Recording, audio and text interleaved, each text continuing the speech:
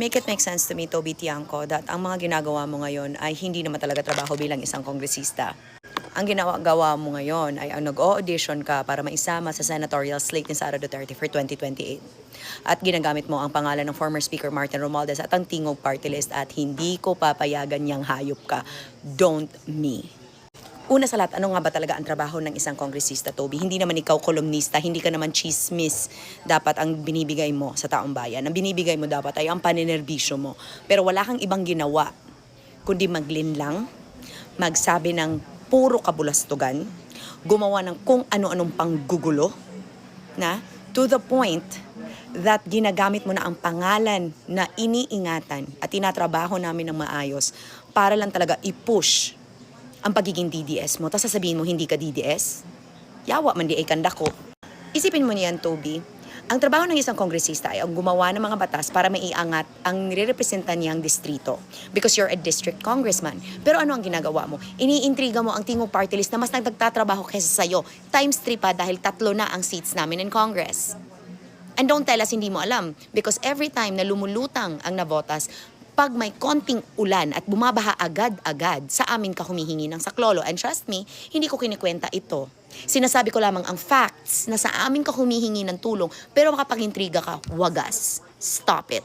Hindi pa pwede na kunin ka ni Sara Duterte dahil may utak ka o dahil uso sa kanya ang hindi kumukuha ng mga utak. Dahil uso sa kanya na hindi trabaho ang ginagawa kundi pangingintriga. Dahil uso sa mga DDS talaga na nanlilinlang na lang talaga kayo ng Pilipino dahil wala naman kayong kapasidad para maging leader ng bansang to.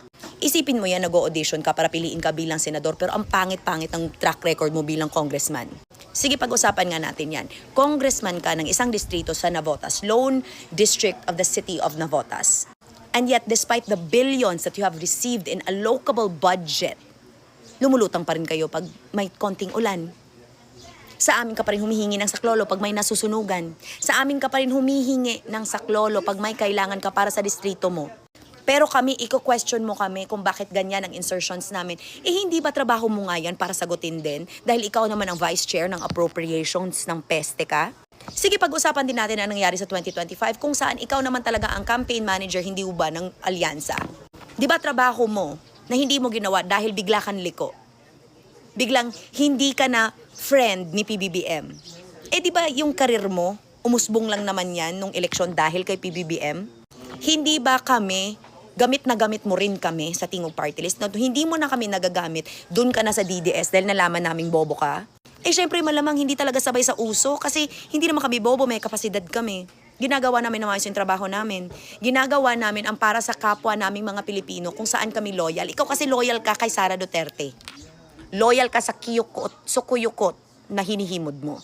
Loyal ka sa pagiging DDS pero ayaw mong tawagin kang DDS. O, diba?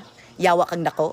Do you really think ikakatuwa ng mga taga-DDS na ginagamit mo sila para sa pagtakbo mo sa 2028 pero ayaw mong tawagin kang DDS? Pero ang galawan mo, DDS. Let's talk about it. Nanlilin lang ka. Mahilig ka sa fake news. Nangingintriga ka. Wala kang kapasidad. Bobo ka. Oh, you sound so familiar. You sound like a female who wants to be president 2 years before the actual election. Ding, ding, ding. Do you think who that is? Kaya wag nga ako. Ayaw mo kami. Galit na galit ka sa amin. Iniintriga mo kami. Pero di dahil sa amin, hindi umuusbong yung rhetoric at naratibo mo.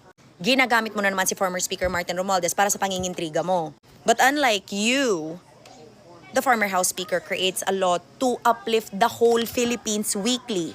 Paano na lang kaya kami sa Tingog? Na weekly ginagawa yung trabaho namin. Mas marami pa nga kaming batas na isusulat individually yung mga congressmen namin kaysa sa brain cells mo. So ano na? Okay? I'm just stating facts ha. Because I will not defend something that doesn't need defending. I will also not explain what's supposed to be the job. Because you're supposed to know it. Di ba Navotas voted you over and over? Kaya again, wag kami. Because we know what we need to give to the Filipino people, which is loyalty. Ikaw, you're loyal to one person. That's why you're auditioning to be one of her senators. And uulitin ko, why would she want to choose you as a senator when you are a shitty congressman? A shitty congressman.